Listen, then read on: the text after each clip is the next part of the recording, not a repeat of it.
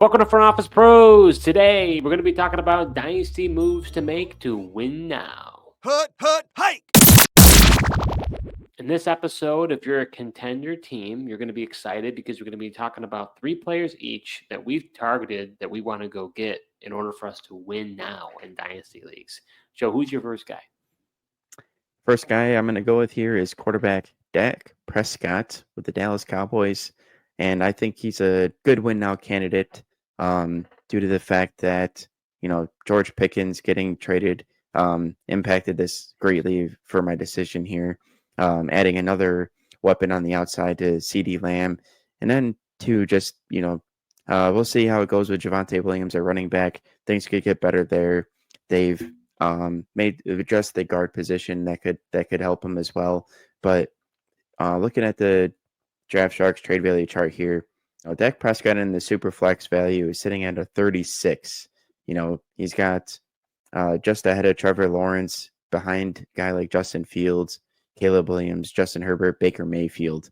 So I feel like he's kind of undervalued at the moment, and he's got the potential to be a productive fantasy quarterback for you in your win now mode. I mean, talking about a guy in 2023, last year he only played 8 games, then got injured, but in 2023 he had 4,500 passing yards, 36 touchdowns, and 9 interceptions. So, a new offensive coordinator with Brian Schottenheimer kind of taking over there, but I think Dak coming back, he's an interesting guy, and I think, not to say that the 4,500 yards will be there, but around 4,000 should be a good benchmark for him. Dak Street's back. All right. The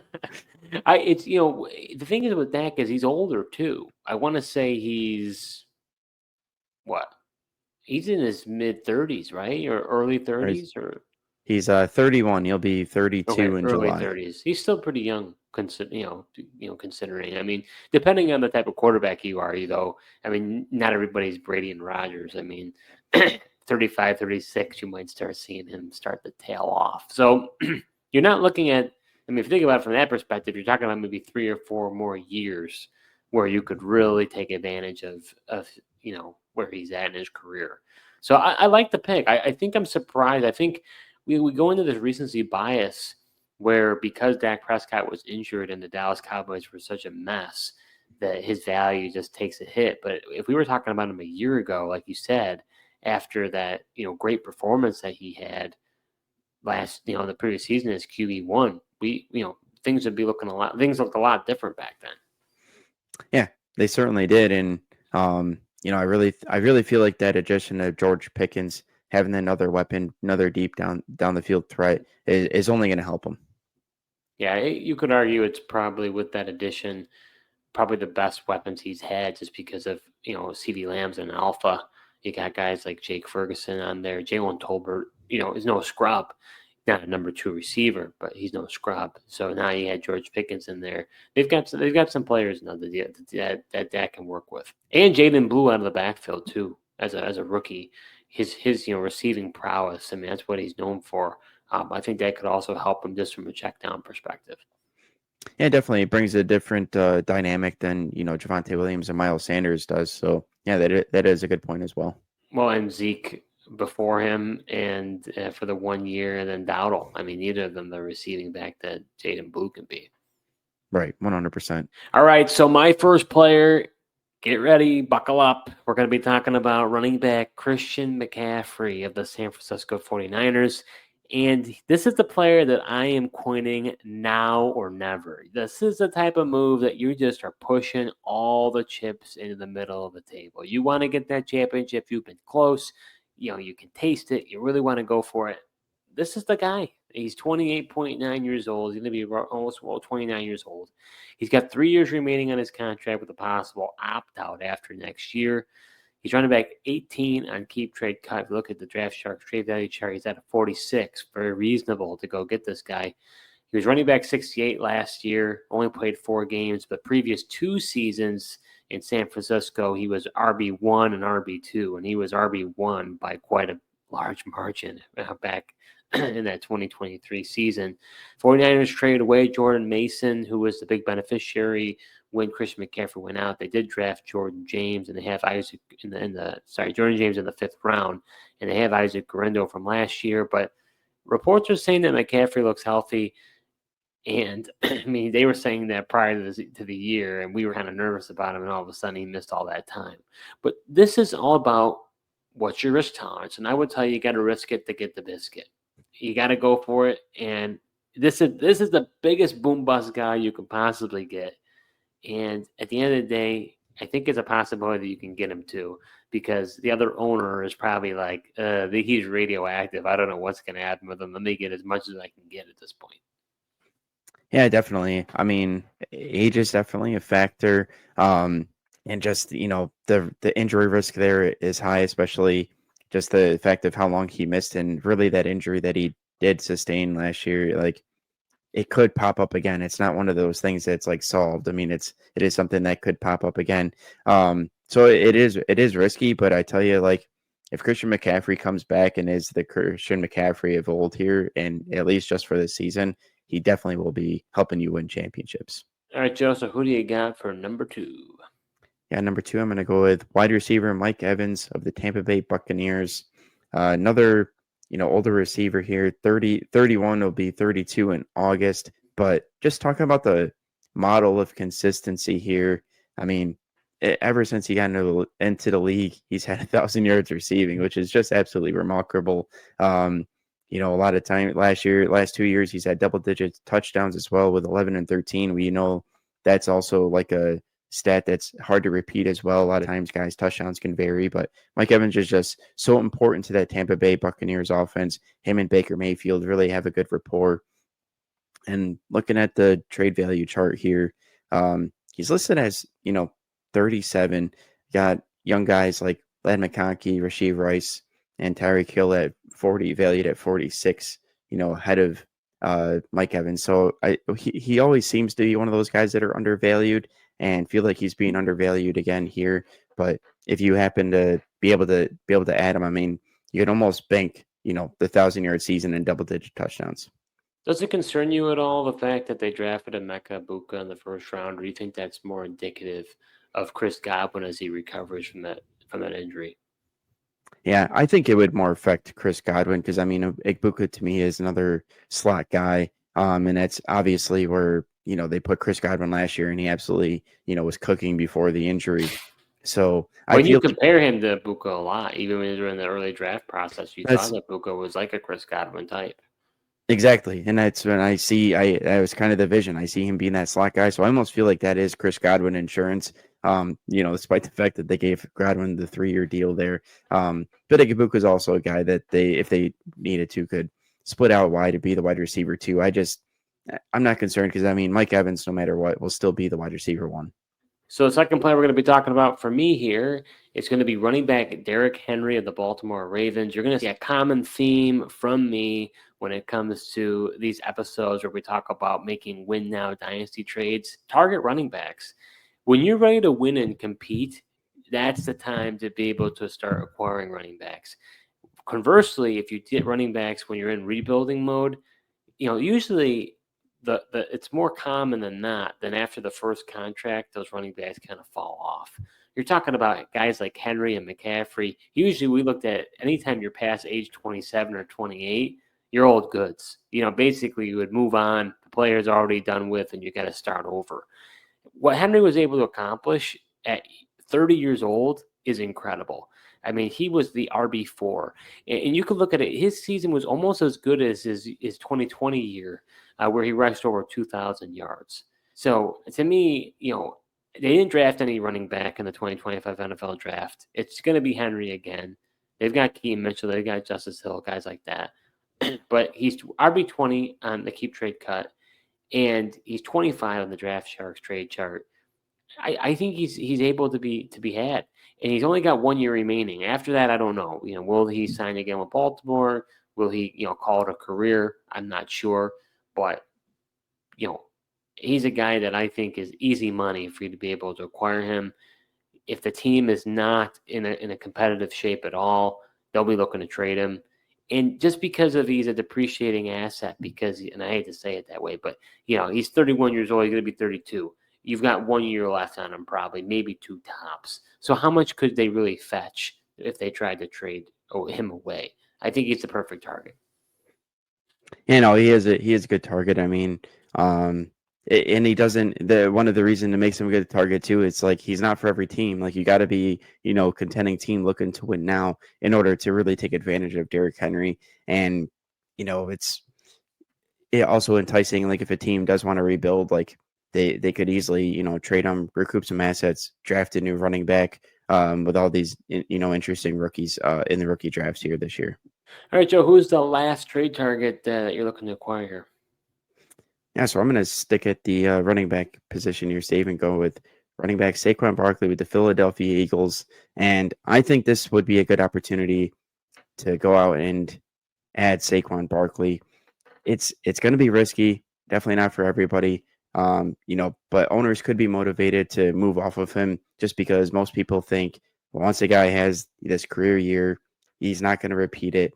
Then there's also the fact that he just turned 28 in February here. Then, if you look at the fact that he had 345 carries, usually once a guy gets 300 plus carries, they most likely the following season don't finish the season, get injured at some point.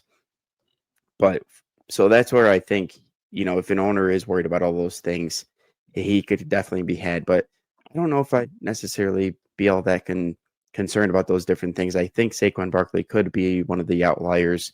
And as far as this Philadelphia Eagles, offense goes, it's still going to run through Saquon Barkley. Now, the chances that he actually gets, over 300 opportunities, not sure that that'll be the case. Maybe they do tamper that down, but he was averaging his best average yards per carry at 5.8 last year, had the 13 touchdowns, involved in the passing game as well. So I just don't see much changing with the Philadelphia Eagles offense and think, he's a good win now candidate for you. Well, if I'm not mistaken, Kenneth Gainwell left in free agency. They had drafted Will Shipley from Clemson the year before that. But other than that, I don't recall them. I think they signed A.J. Dillon. But other than that, I don't think they ended up drafting a running back in this class, I don't believe. Yeah, if they did, it was, really late. But, yeah, nobody that you would really be concerned about. But, yeah, unless they think, Will Shipley's going to come in and be more of a contributor than Kenneth Gainwell. But, I mean, even with Gainwell there, like, he still had all those opportunities. That's where Philadelphia's offense mentality is running it through Saquon Barkley. I don't really see that changing. Yeah, it's interesting because, prior to the season, we didn't really know what to think about Saquon Barkley and all the injuries that he had dealt with. I mean, he was obviously very talented. We didn't know how he would do. Would Jalen Hurts take away some of the volume? Not really. It ended up Saquon ended up, stealing the show and being a phenomenal running back and having the best year of his career. So at the end of the day, I'm with you. I mean, you're not going to see any complaint from me here. As I said earlier, win now trade targets primarily in my mind. It's running backs. Get the running backs.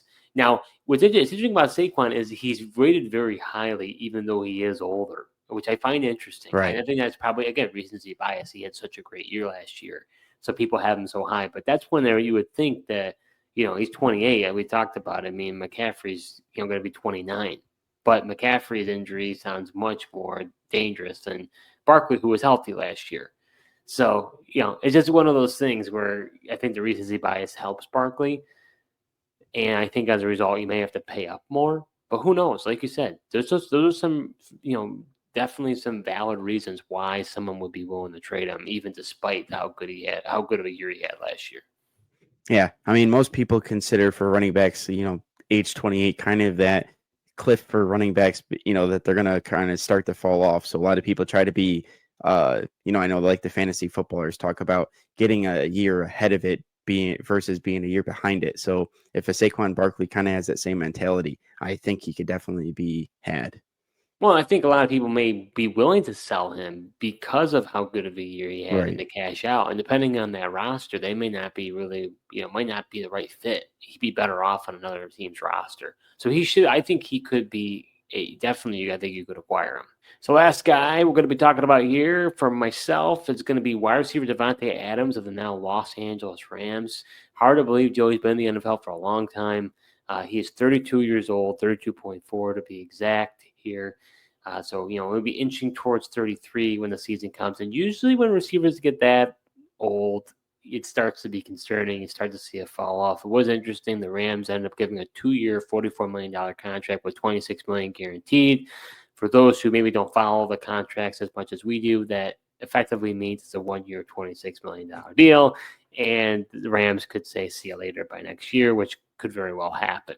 What I find interesting is he's wide receiver 48 on keep trade cut, and his Draft Sharks trade chart value, he's only a 21. But look at the past 4 years, they're the past 4 seasons. Wide receiver 11, even when he had the Raiders / New York Jets fiasco. Wide receiver 10, wide receiver 3, wide receiver 2. This guy has been the model of consistency over the past 4 years, and now he goes with one of the best offensive, playmakers, play callers you got, in Sean McVay, and him moving around that offense. They felt that it was time to move off from Cooper Kupp because maybe they felt like he didn't have enough in the tank, and they feel it's an upgrade, even though Davante Adams, I think, is older or close to the same age as Cooper Kupp, which I find is interesting. So you can bet your bottom dollar that they gave him that money for a reason, and they intend to use him. So to me, I'm excited to see how they intend to use him in LA. And I think it could be surprising. I mean, I wouldn't put it out of the question. Obviously Puka came out of nowhere. Davante brings a different skill set than Cooper Kupp. I wouldn't be surprised if Davante Adams takes over that offense. I wouldn't be shocked at all. He could also be the second fiddle. But again, I only say, is it likely? More than likely not. But this is the type of thing where it's an upside play, and I don't think it's out of the question. Yeah, this is interesting. This is a new take from you. When Davante Adams first went there, I talked about him being excited, and you basically said he was just going to play second fiddle to Puka Nacua, and it's a Puka Nacua show. So I'm kind of surprised to be hearing this pro Davante Adams take, but I don't disagree with you. And I think, from the Rams' perspective, Cooper Kupp had trouble staying on the field, staying healthy, and I do think they're around the same age. But Davante has been relatively healthy guy, hasn't really missed a lot of games over these last few seasons, despite his age. And what Sean McVay likes is these route running guys, and that's exactly what Davante Adams does. He's an elite route runner, really always has been. He's a tough cover, and yeah, I really think this is one of the best situations probably since Green Bay, with him being an Aaron Rodgers, that Davante Adams really had. Being able to, like you said, be in the McVay system, have Matt Stafford as the quarterback, and have a guy like Puka Nacua to play alongside with. It's been a while since he had a really good complementary receiver. Yeah, and he's been very durable over his career. So you're not going to probably deal with the injury concerns that you dealt with Cooper Kupp, like you mentioned. Yeah, and I think that's one of the reasons why they switched the two of them out, despite, being really similar in age. So that does it for this episode. We went through a few trade targets that we think that you should go out and acquire if you are a contending team and you're looking to win now. If you haven't done so already, check out our most recent episode where we did a similar topic where we said dynasty moves to make, but to rebuild now. So if you're looking to rebuild, that's the episode for you. Thank you so much for tuning in, and until next time.